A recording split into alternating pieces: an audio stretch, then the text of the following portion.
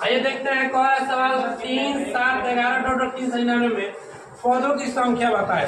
पहले तो हमें पौधों की संख्या बताना है, उसके बाद से कह रहे हैं कि अंतिम से विश्व पद ज्ञात है। इनमें 2 आंसर लाना है। एगो पौधों की संख्या बताना है कि इसमें कितना पद है, और दूसरा का मैं विश्व पद को तो उल्टा गिनेंगे, पीछे से जाएंगे। पहले सीधा वाला पौधों की संख्या देखते हैं। यहाँ पर ए का मान आपको हो जाएगा 3। ए का मान कितना हो जाएगा? अरे A1 बराबर ये होता है बराबर 3। A2 बराबर कितना है? 7। पहले डी निकालेंगे ना, डी बराबर A2 माइनस अब यहाँ से देखो 7 माइनस 3 घटाएंगे तो कितना बचेगा? 4। किसका मान हो गया?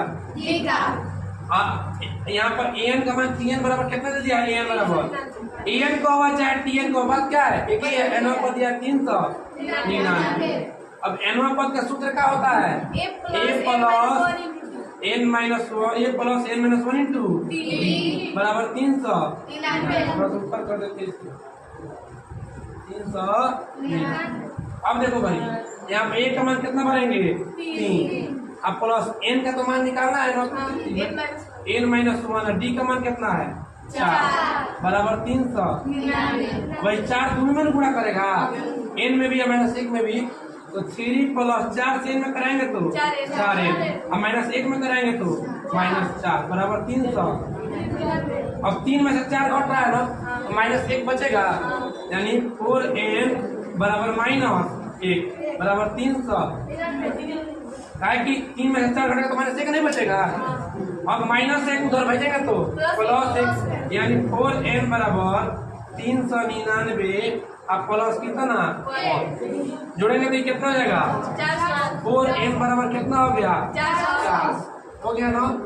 इसलिए n बराबर 400 बटा 4 काट देंगे, को मत में पड़ जाएगा 100 मर्द में कितना? 100 मर्द में n बराबर कितना निकल गया? 100। यहाँ पे बोल देंगे ना कि अतः में पौधों की संख्या कितनी है? पौधों की संख्या बराबर 100। एक आंसर निकल गया। जो पहले से कह रहा है आंसर निकाल दिए। अब कह रहा है अंतिम से विश्व पद ज्ञात करें। तो पीछे तो ना देखेंगे, पीछे से देखेंगे तो ए का मान कितना होगा? ए का मान 399। और डी का मान जो प्लस में निकला ना 4, वो किस में हो जाएगा? माइनस में। उल्टा चलेंगे तो माइनस हो जाएगा। अब डी का मान सीधे लेंगे -4। अब विश्व पद निकालना है, ए 20 निकालना है ना। ए प्लस कितना डी? 19 डी, जो कम नहीं बताया है। ए प्लस